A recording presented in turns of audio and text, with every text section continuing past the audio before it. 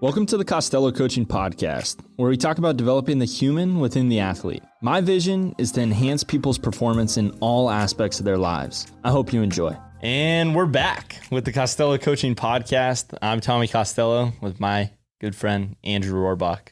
Happy to have you back, man. Good to have you back as well. Yeah? Yeah, you're a vacation guy now. No, you're a vacation guy. Well, my man was in Switzerland. Sweden or Switzerland? Switzerland. I was in Switzerland, yeah. Yeah, beautiful countryside.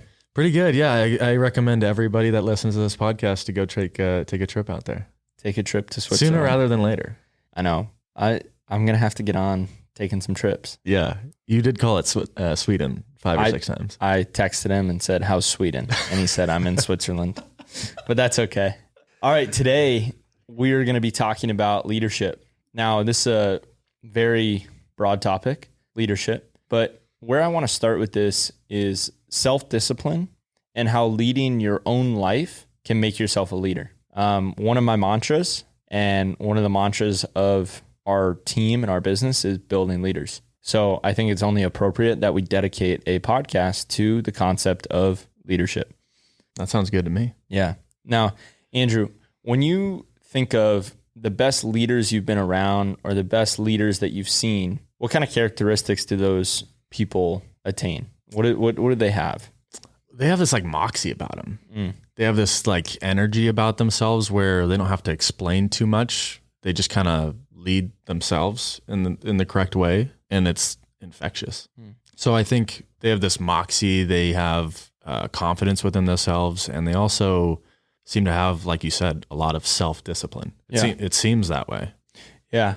I believe that discipline in our own life is what allows us to be in the position to lead others. Yeah. There's, you could think of it on a simple terms. If you're a father or you're an older brother, let's use that. We're not dads yet, but if you're an older brother, like I am, before you start taking care of your brother, you got to be able to take care of yourself. If my life is out of whack, I'm in no place to support my younger brother. But if my life is in line and there's tons of disciplines and habits and routines that I have consistent within myself, all of a sudden I then can become a leader for him. Yeah, that's 100% true. Like if you can't have self-discipline for what you want to do in your life and who you are as a person and how you want to lead yourself, you cannot expect to lead anybody else. Mm-hmm. So it has to start with yourself at first. You have to go inward, like we talk about, go in and figure out what you want to do out of your life and understand it's an uphill battle to every single thing that you want to achieve. Mm-hmm. Things are hard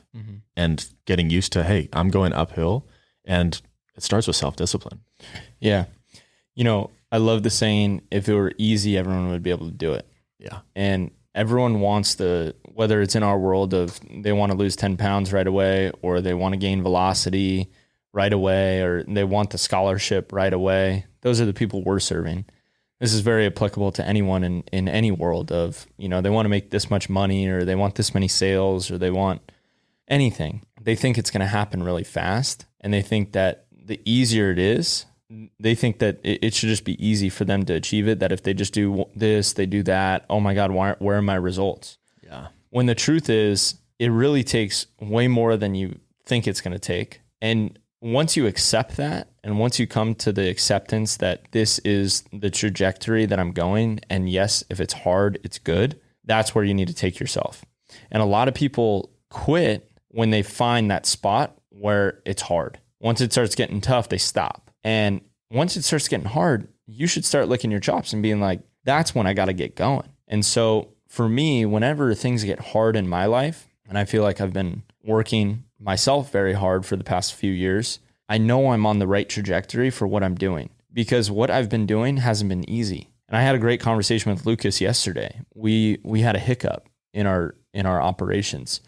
And I told him that these are aggressive mistakes we're making. This is an aggressive mistake, and that's a good thing. I said, if we were a baseball team and we lost the last 5 games because we got caught stealing, making aggressive mistakes, we were diving for balls and we made errors diving for balls, and we were swinging over pitches, striking out, who cares? If we got caught on our heels, not being willing to steal a base, or if we didn't dive for the ball because we didn't want to make an error, and we didn't swing because we wanted to just walk, That's a losing culture. Those are people who don't want the uphill battle. I can live and die with being aggressive and going for it. And that's where you should crave your life to go. If it's not a little bit hard, it's not going to get better. You know, the people who carve out this ideal and perfect life for themselves and it's easy, all of a sudden it becomes unfulfilling. Yeah. So I think leadership and self-discipline is more about craving the challenge. And once you start to crave the challenge as an individual, you then equip yourself with the skills to lead others.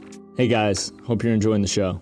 Only way this podcast grows is if it's shared. So please share it with your friends, family, or anyone you feel like it can help enhance their performance in their life. A little karma goes a long way. Let's get back to the show. Yeah, I think you hit on a lot of amazing points on that. I want to say one thing. I think the guys or the people who are results driven are the ones that have the most problem with this. Yeah. Right? It's the ebbs and flows. If you're just results driven, you're going to be going up, down, because life's just tough. If it's journey driven, I think that's where the difference is. Yeah. So if you are accepting, this is where I want to go, and the journey is the process to it, then the results are going to fluctuate like they will with every single thing. Like you said, aggressive mistakes is technically a step backwards, but it's actually a learning process. Yep. And from that learning process, you make your next big jump forward. And so the journey is where you want to frame your mindset to. Yeah. I am in this for the long haul, and I'm here for the highs and the lows of it. And I'm going to create some self-discipline within myself to not let those highs and lows take me too low, and create huge, amazing habits for yourself. And with those habits, that will take you where you want to go. Yeah. Have you ever, I know you bike, but you ever mountain bike? Yeah. Okay. You ever have the feeling where you're on a big climb and you keep your eyes 10 feet in front of you and you just keep climbing? Yeah. And you keep climbing and you keep climbing. And then you get a little gassed and the heart rate gets a little high and you look up to the top. What happens right when you look up to the top? You kind of just realize how far you've gone. Yeah. Or this tells a lot about me, and I learn a lot about myself in those tough moments. You know what I do a lot of the times when I look up at the top? I typically get off the bike and start pushing. And I know that about myself, that I have a tendency to quit if I start looking up at how far away I am from something. Oh, I see what you're saying. Yes. So you're not at the summit yet. You're not at the top.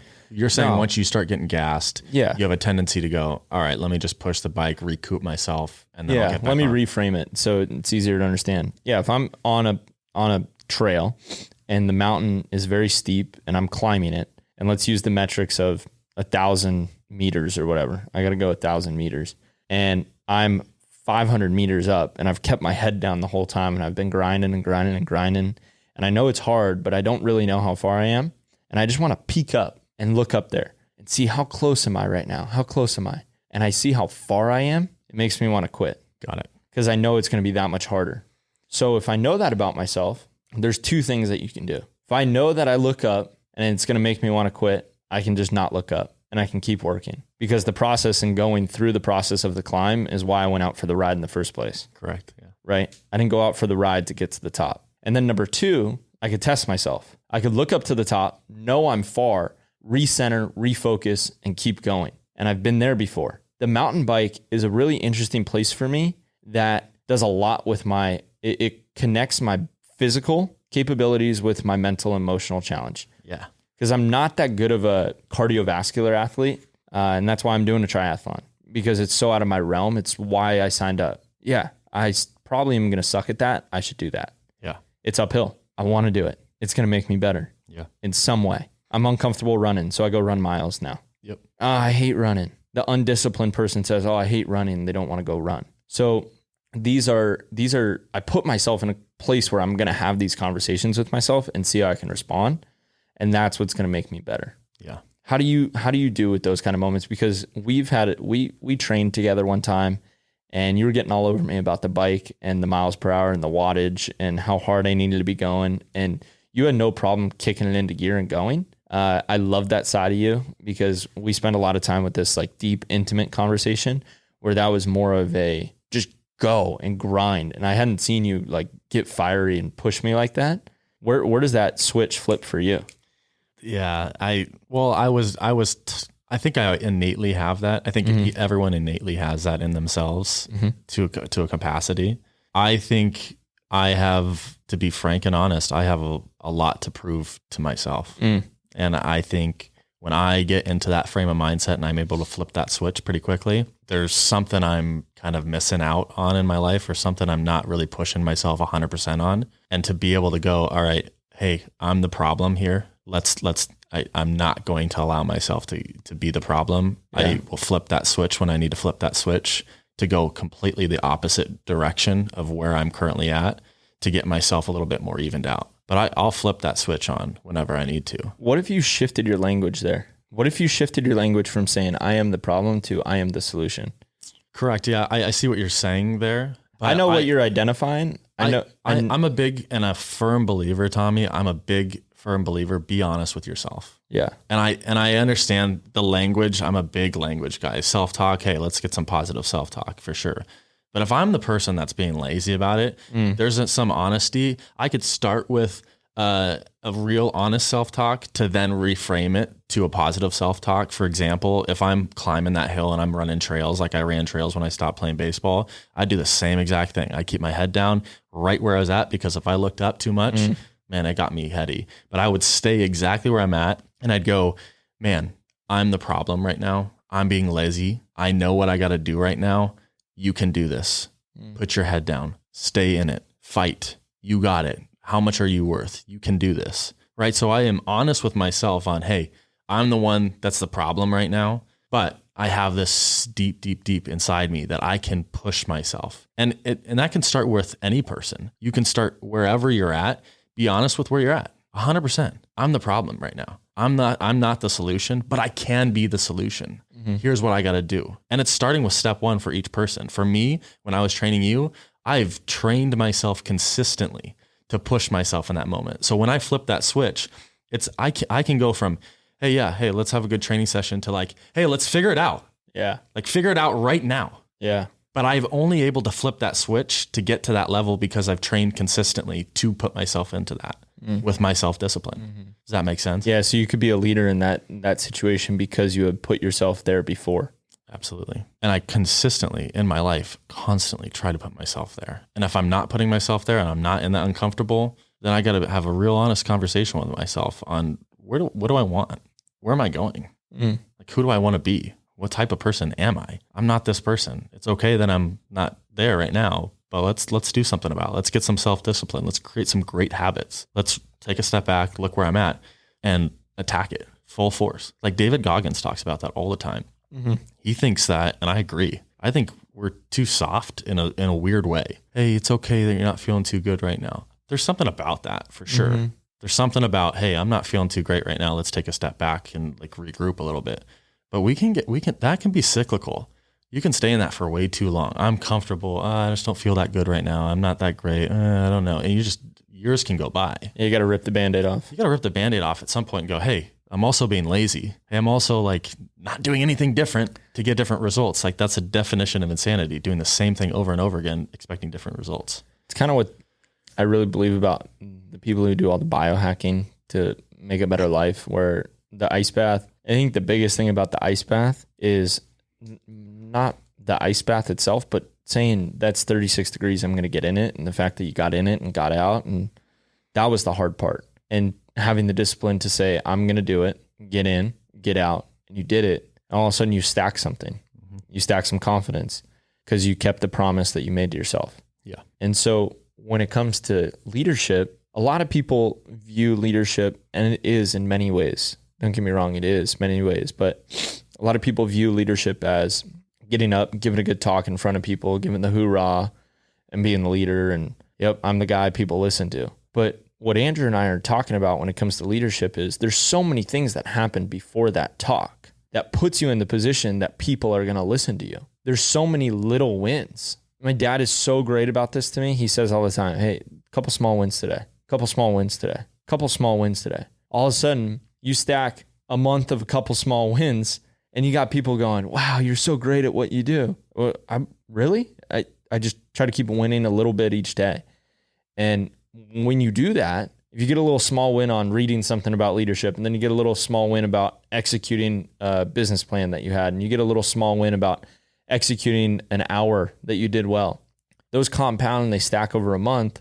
And then you constantly read about leadership. You constantly did the right thing. You expanded your business. You have people that are there to listen to you. And now you have a message to deliver. Yeah. And that's what we're doing now. Yeah. So when it comes to a sports environment, what have you seen work for yourself, or what have you seen work on the teams that you've been a part of, or the coaches that you've listened to? What were the great leaders? What did they do extremely well? And then what are the teams with poor leadership? What was consistent there? And I have some thoughts in mind, but go ahead. Yeah, let me go on this real quick. I think I'll talk on the positive first, Sure. and then we'll hit on the negative. Okay. Yep. The positive people, the positive teams, the positive environments are the ones that constantly put pressure on the uncomfortable. And when we put pressure on the uncomfortable, there's some sort of expectation. And with that expectation, you allow yourself to push yourself a little bit more, right? You got some eyes on you, right? And from that point, you have great leaders. That leadership allows you to be in an uncomfortable position. And with that uncomfortable, they also partnered it with great self-talk, positive self-talk. Okay. So there's one thing to be said where you have expectations and you have coaches on top of you or environments where it's beating you down. They're trying to elicit an uncomfortable situation for you to grow in. Sure. But they don't partner it with, hey, good self-talk. Hey, we're getting 1% better. Like your dad says to you, get 1% better today. But he's not just saying get 1% better in the context of you better get 1% better today, or what are you doing, man? He's saying, hey, get 1% better today. You got this. So that's the positive. The negative is it's either not an uncomfortable situation and we just going through the motions with things and expecting to get better. I've been on many teams like that, and it's comfortable. Yeah, I'll go to practice today. Yeah, okay. Yeah, sure. I'll go to work today. Whatever. Because there's no expectation from the top down that we got our stuff going. Yep. Right.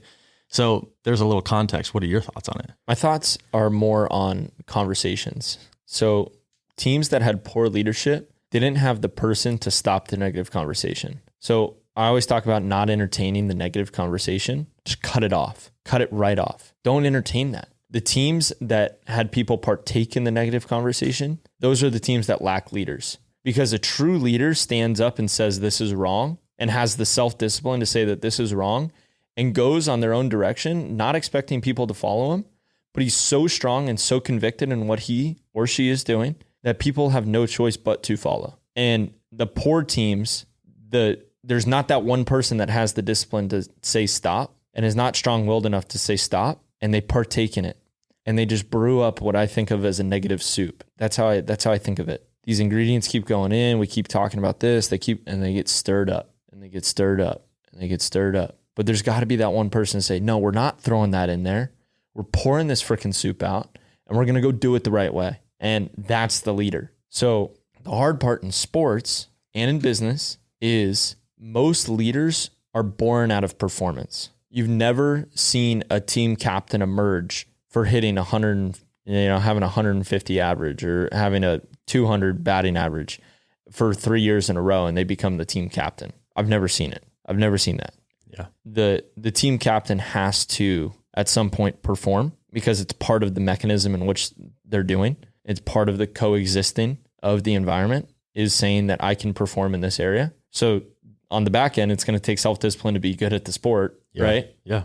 And talent. But on the other end of it, it's very rare to see the person who succeeds at the highest level have enough courage and discipline to stop the negative conversation. When someone says, oh, that's a great clubhouse guy, what they probably are is someone who can really control conversation. Maybe it's a positive guy and he makes everyone happy all the time. So that's his way of steering away from the negative. But a lot of times the convicted leader is the one who can stand up to the masses and say, no, this is the way it's done. And they're so good at what they do that people follow. What are your thoughts on this concept that there are people, not necessarily in sport world, but also in business, that get appointed a leadership role that don't have those qualities you're talking about? That happens all the time. Okay. Ready? This is the trust performance scale. And I talked about it with Rohrbach college football, but the trust performance scale goes like this. On the bottom level, you have trust. And on the left column, you have performance. A lot of times we reward the high performer, but a lot of times the high performer is the low trust guy. So if we're looking at this scale, trust here, performance here, a lot of times we get this guy that's high perform, low trust. Now we just, like I said, we don't we don't really trust the guy that's low perform, low trust, or high trust, right? Yeah. Like the water boy. But how do we make people trustworthy and good performers? And those are the people we want. So the quality leader is a high trust, high perform guy, which is rare. But what you need to do is you need to build a trusting team. And the way that you build a trusting team is you don't partake in passive compliance. Passive compliance is you are in a position of authority, so I will just listen to you. Whereas not partaking in passive compliance is the person to say, what's going on? Yeah. What do you mean? Why? Accountability. Yeah, you break up the conversation. So we build a trusting team by having discipline actions. And if everyone's in accordance with their discipline actions, we always all of a sudden have trust with you. Like you always show up on time. So I can schedule this podcast at a certain time and there's trust in this relationship that you're going to be there. It didn't require 7 reminder texts to show up on time, but that's why I trust you. And that's why you perform. There's a connection between the trust and the performance that equals a great product. And that's a major, and when the teams get bigger, that's when that becomes harder. Because you just have many different people involved. That's why football is so unique. You know, there's great teams and very rarely do you see the same team win the championship consecutive years in a row. Yeah, they might have great talent, but they have something going on with their trust. Baseball, you never see the same team win it 2 years in a row, 3 years in a row. Very rarely. I think there's 2 or maybe 2 times that's happened in all the history of the game because it's such a hard performance game. You know, the performance is so inconsistent because the greatest in the world fail 7 out of 10 times. But the trusting teams who have that connection are the ones that win. Great. You like that? That's great. Thanks. That fires me up. Good. That's whoever's listening, really, I would suggest you rewind that about 2 minutes and listen to that again, because that is valuable information for anyone who's starting a business, trying to become a leader, or understands and is in a tough environment where that's not present. And it's valuable information for someone, anybody. Yeah.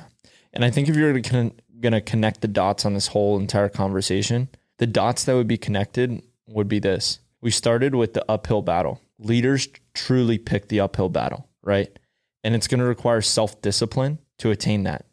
Now, when we go into a role of leadership, we're going to need self-discipline and going to need to put ourselves in an uncomfortable position the first time to be in a position where we're going to be a high performer. Now, if we are a high performer, you must have the trust within yourself and the confidence within yourself, executing the promises that you made to yourself, which is going to inherently build trust amongst the team. And that is the essence of a great team, a great business, a great individual, high performance, high trust. Perfect. Right. I agree completely. Hey guys, thanks for listening to the show. I hope you benefited from this. Give the show a follow, share it, and comment what you'd like to hear more of so we can help more people perform in all aspects of their lives.